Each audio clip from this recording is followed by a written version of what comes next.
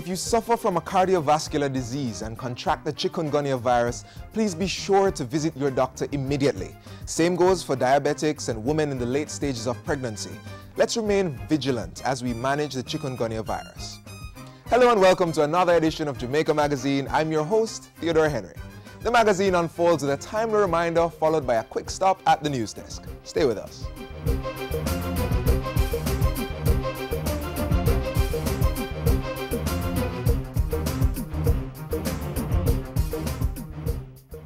Householders, business people, school administrators, protect yourself and your children from the Chikungunya virus. Be on the alert. Help control the mosquito population. Chikungunya is a virus transmitted by the Aedes aegypti mosquito, which breeds in and around your home, workplace, and school. Destroy breeding sites. Empty old tires and all other containers where water can settle. Bore holes in old cans. Cover water drums and garbage cans. Wash flower pots and vases and clean pet dishes regularly. Protect yourself from mosquito bites. Cover your body as much as possible and use mosquito repellent containing DEET. And if you're experiencing symptoms of chikungunya, a sudden high fever, headache, rash, nausea, pain, stiffness, or severe joint pains, see your doctor or go to the nearest health center.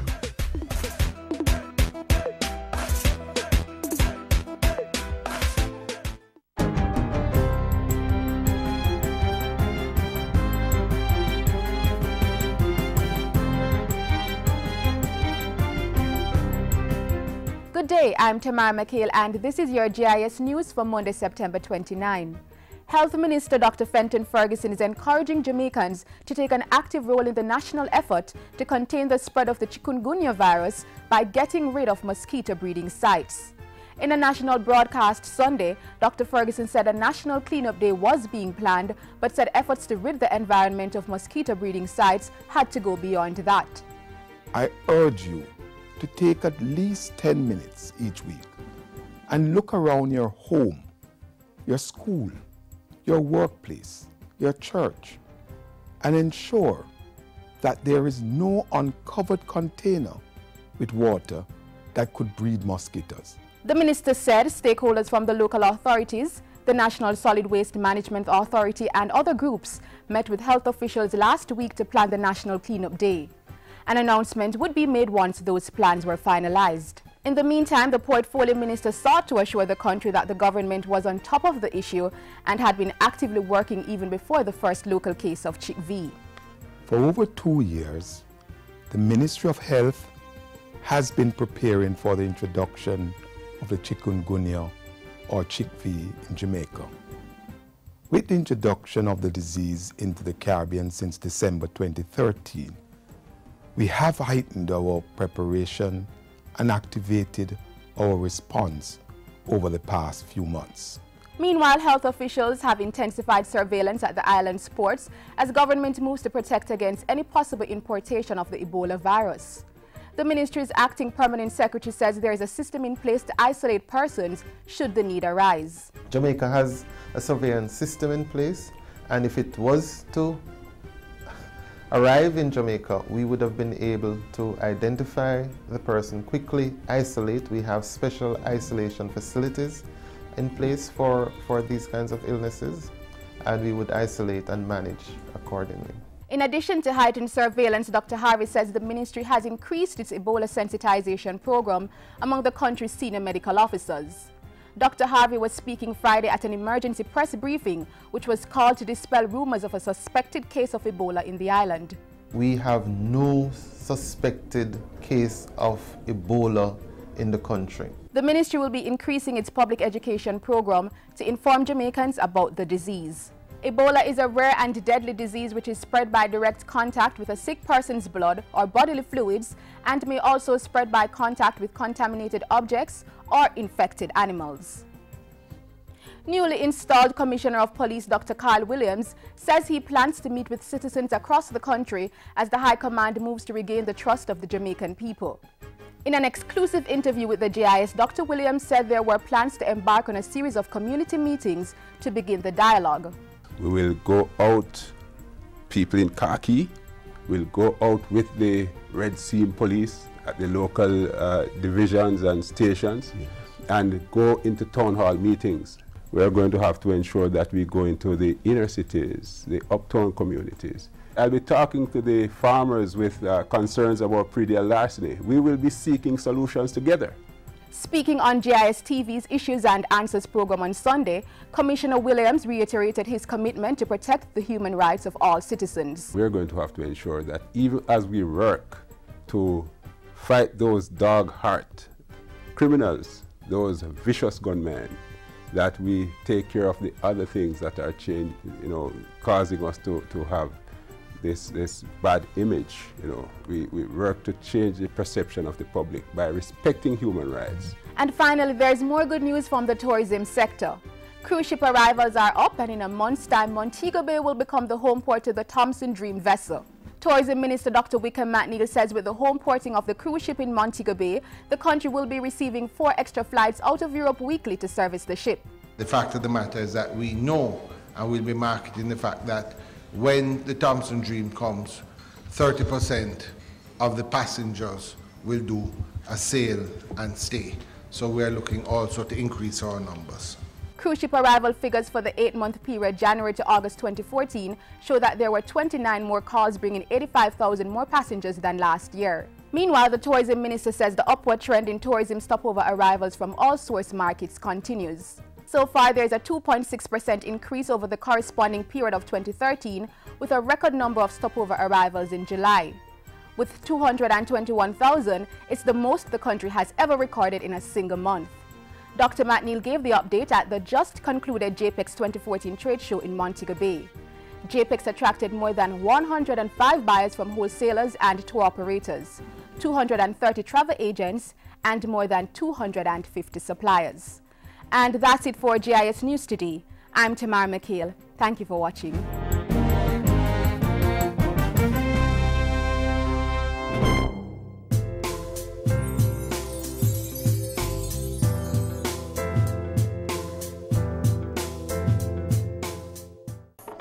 Schools, colleges, businesses need research material for the upcoming heritage celebrations? Look no further. The Jamaica Information Service has all the heritage items you need. Books, flags, posters, CDs and DVDs. Don't wait until the last minute. Get your material today. Special package deals are available from as low as $500 and giveaways with every purchase while stocks last. Visit the Jamaica Information Service at 58A Halfway Tree Road, Kingston, 9 a.m. to 4 p.m. Mondays to Thursdays, and 9 a.m. to 3:30 p.m. on Fridays. Come in, call, or click to place your order. Email research@jis.gov.jm or call 926-359024. Pocket Rocket, Olympic champion, ambassador for life. Track sensation Shelly-Ann Fraser-Price keeps making waves. She was named Special Envoy at a ceremony at Jamaica House last week. That story and more from the OPM in our weekly update.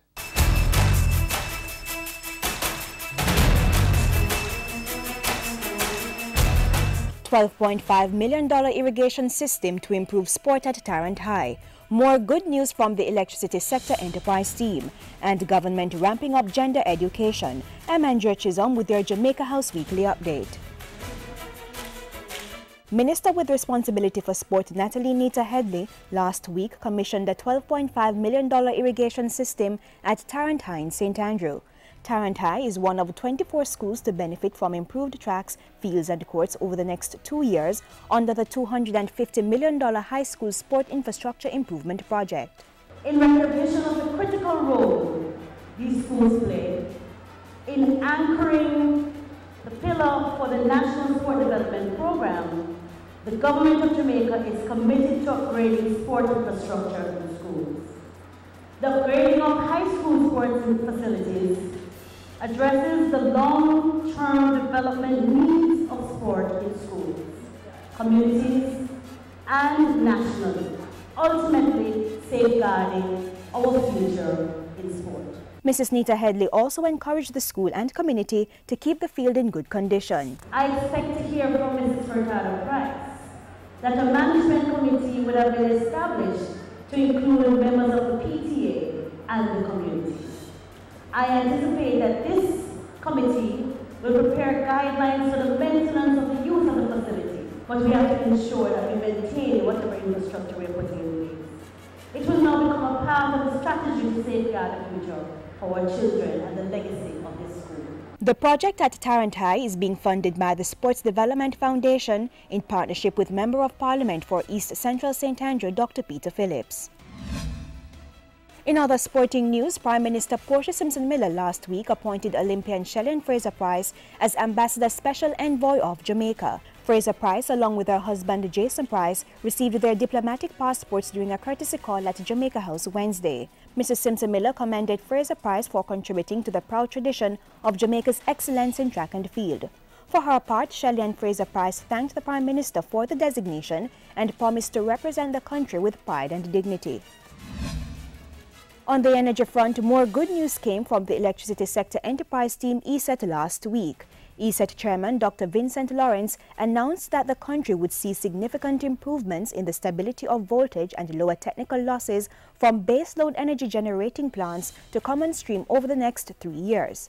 3 entities, Jamaica Public Service, Jamalco and Alpart, have presented proposals to build and operate new power generating plants.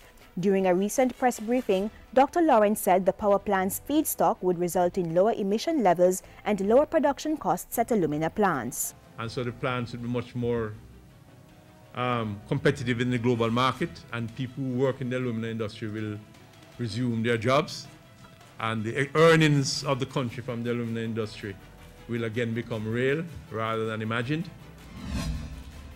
And the minister responsible for gender affairs brought government's plans for gender equality to a private sector organization of Jamaica President's Forum last week. Senator Sandria Faulkner told the gathering that through the work of the Bureau of Gender Affairs, a number of programs have been launched to address gender inequality, but conceded that more should be done. Minister Faulkner called for a broad-based conversation and consensus on improving gender relations. And I think when we begin to have that broad acceptance across our country, we will see more women being elected to Parliament. We will see more women helping to shape the laws of our country that will make it a more equal playing field. And I think all of us can play our part. And that's how we leave you on this week's edition of Jamaica House Weekly. We return next week with more of the news-making stories coming out of the office of the Prime Minister.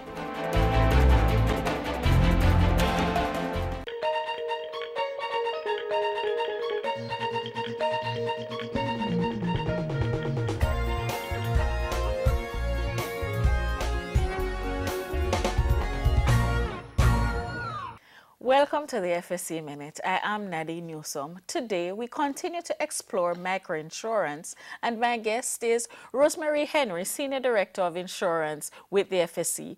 Welcome to the FSC Minute, Rosemary. Thank you, Nadine. Ms. Henry, what makes microinsurance different from other insurance services? Microinsurance and the traditional insurance covers basically the same risks. What will make them different is the target market as well as the distribution channels and also the premium costs of the insurance. Currently, the distribution channels is the main driver in the cost of traditional insurance. Insurance, however, need to be both accessible and affordable to be able to reach the target market of the low-income earners, and therefore insurance companies will have to get creative about using other methods other than sales agent to be able to bring this product to the market. So what will be required for the FSC to allow the conduct of microinsurance services in Jamaica? The FSC is currently working with insurance companies who want to bring the product to the market now in the current legislative framework. However, in order to be able to get the distribution channels approved and for them to be able to use other methods besides sales agents and brokers, the FSC will need to make changes to its current insurance legislation. And this we're currently working on. I noticed that you mentioned distribution channel again. What are the changes that are expected to happen as it relates to the distribution of insurance? Microinsurance promote the concept of accessibility. The target market must be able to easily access these products. It therefore means, as I indicated before, that insurance companies will have to look at other ways to distribute the product besides using sales agents and brokers. they will have to make sure that the product is available in the markets that normally the low-income earners would access, such as retail shops, post office, microfinancing companies, credit unions, and we will need to make sure that the legislation can accommodate the registration of these channels. Microinsurance sounds like a product that is really needed in our society. What is the FSC doing to ensure that this is introduced in Jamaica? It is definitely needed, Nadine. And what the FSC has already begun to do is accommodate the sale of this product in Jamaica. And we're now currently working on making the changes to our legislation so that we can further accommodate all the changes that are required to ensure that microinsurance can go to the market at an affordable and accessible manner. Thank you, Ms. Henry. My guest today was Rosemary Henry, Senior Director of Insurance with the FSC. For the FSC Minute, I am Nadine Newsome.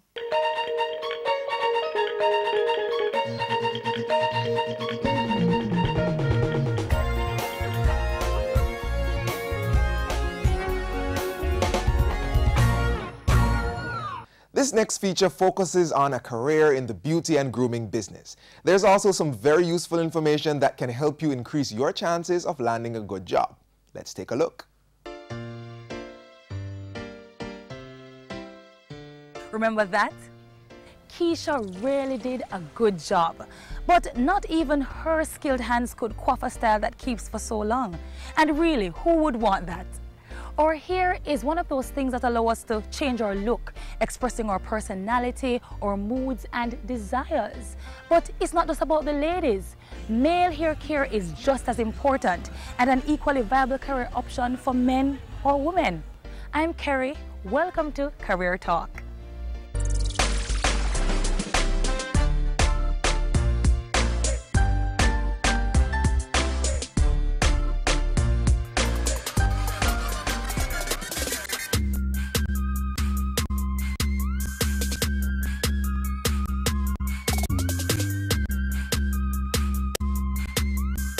I became a barber in 2002. I got started in this business about 12 years ago. I was going to school and I was loving it. So I just tried it, and from that, I've been in it. I like to make people look neat, you know, from a tender stage. I like neatness, so I choose barber. And I chose this job because from a younger age, I love trimming. Used to do it in school, line up my friend them, and I find it very interesting.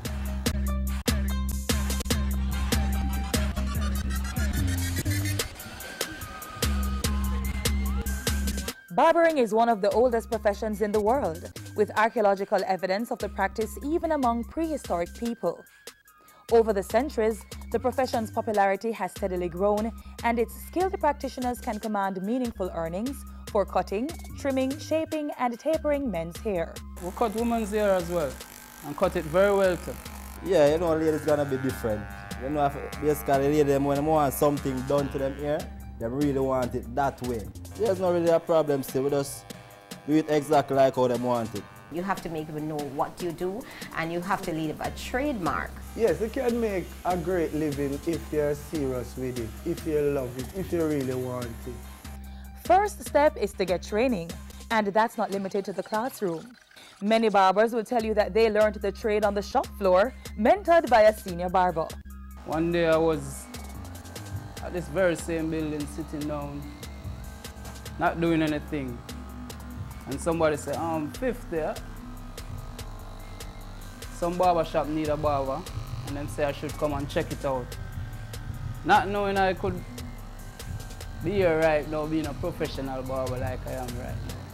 If you don't have a skill like that, it's best to go to the school so you can know how to do it. But sometimes it's just like a gift.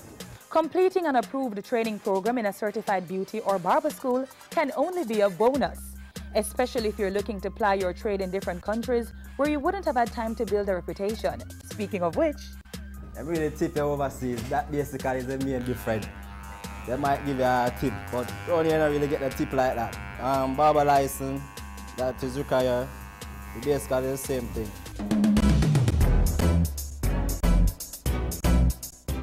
in Jamaica, Barbers are licensed by the local authority or parish council. You'll need a health certificate issued by the medical officer, 2 attested photographs, a certified copy of the relevant certificate or diploma granted by a professional training institution, and the relevant fee. Submit your documents, and if all checks out, your license will follow. The barber that is the top barber go and get his license. There, you have to go through a process of studying about germs and all the things that can transfer of disease and all the things that can happen through barbering. Know how when to wash your hand after a customer. Know how to prepare yourself before a customer come in your chair. So basically, it's a lot of stuff you have to know. Like, good customer service is not an option. This is the barber shop, Cornerstone neighborhood. Our own country club. I mean, we can't talk street in the barber shop, then where can we talk street? We can't talk street nowhere else. You know, this ain't nothing but healthy conversation. Yes. You have to have that personality about it. You have to have that. But sometimes somebody come to you and just talk, and you have to have that thing. Sometimes you're not in the talking mood, you know, but it's a customer, so you have to just give him that vibes and reason with him. So barber shop is really like a reason spot just like that also. The best thing about my job is to please the customer. Give the customer what they want. So maybe a customer call in your bed 8 o'clock, so you have a flight. So you don't know, it's a customer, so you have to jump out and go get him, deal with him, can go get him busy, start out. The barber that is on top of his game have a lot of customers. Customers from all over. Customers from foreign, customers from country, customers all over. You know, the man always have to groom the hair. Some groom it for women, some groom it for interviews. And like this expensive man in my chair.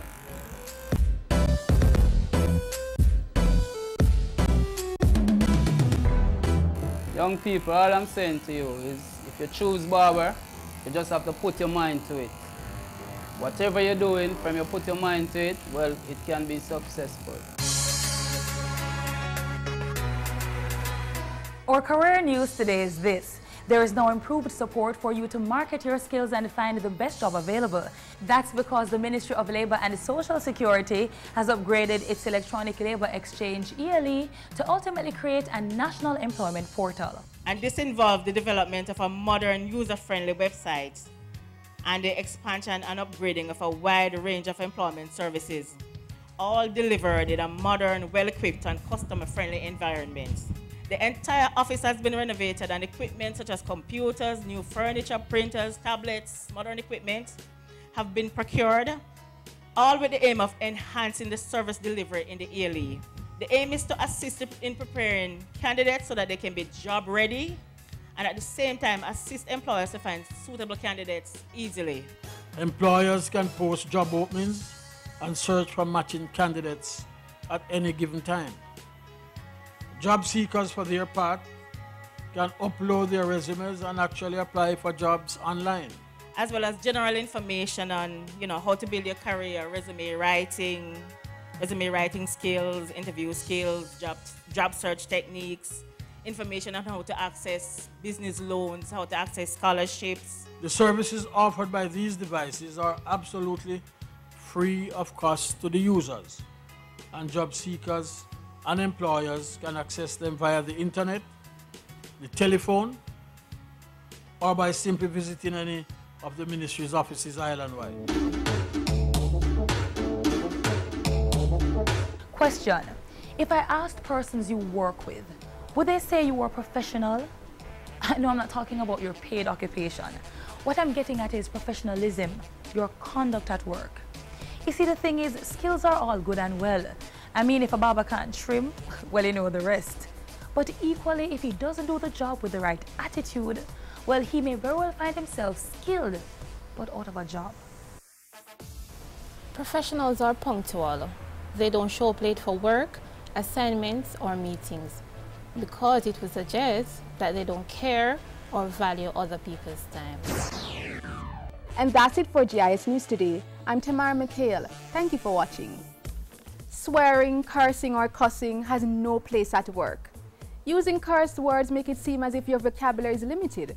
It also says you have very little respect for those around you. And the same is true for gossiping. This can only lead to arguments and distrust in the office. Just don't do it.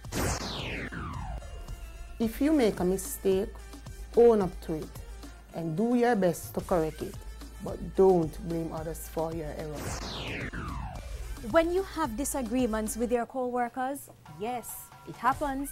Don't let yourself lose control, right, Carrie? No name calling, shaming, slamming of doors, or physical attacks. Also, don't lie. That never makes anyone look good. Oh, and that also goes for lying on your resume and about being sick when you aren't. A true professional is willing to help his or her co-worker when that person has too much to do or simply doesn't know how to complete a particular task. Don't be afraid to share your knowledge, skills, or even an extra pair of hands. Remember, one person's success reflects on the entire business. The reverse is also true. Here's another truth.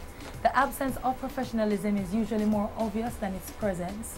What do you think people are or aren't noticing about you?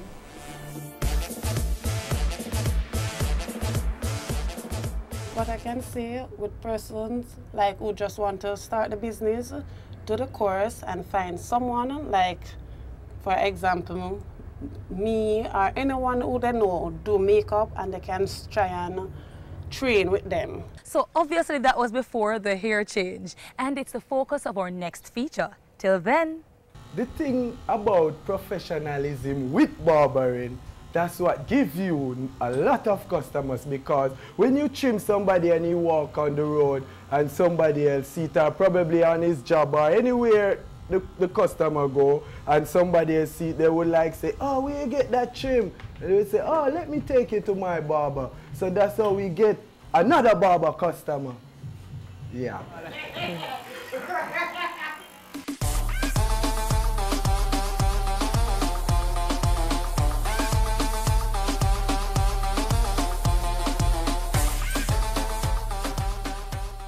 This is my appeal, Jamaica. Give blood for it. Give blood and give the gift of life. So safe you don't have to think twice. Do what you can for one another. Yeah, man. Be a hero, be a blood donor. Yeah, me people, watch it. Give blood. For your sister and your brother, save the life of another. You might never know. Give blood. Cause you know my life, you love many people, one blood. The Father says so. One blood. Sign up today, be a blood donor. Many people, one blood.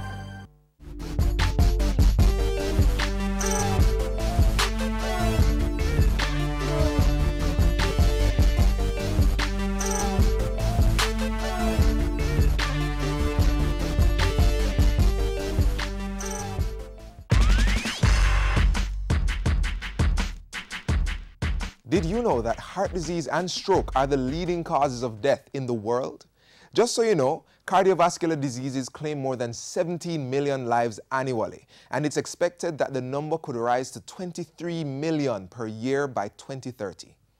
At home, heart disease is the #1 killer of Jamaican women. So for this year's observation of World Heart Day, let's commit to creating heart-healthy environments by quitting tobacco and alcohol. Start exercising more and eat healthier foods. For more information, contact the Heart Foundation of Jamaica at 929-3195 or at their website at heartfoundationja.org.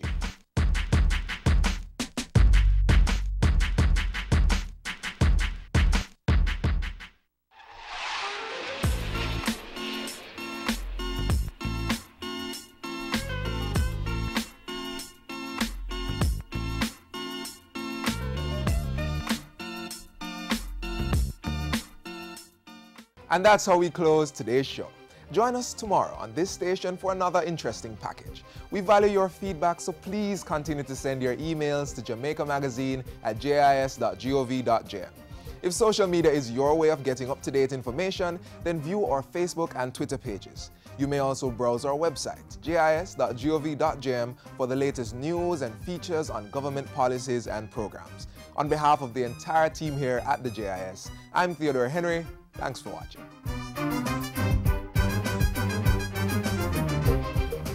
This has been a production of the Jamaica Information Service, the voice of Jamaica.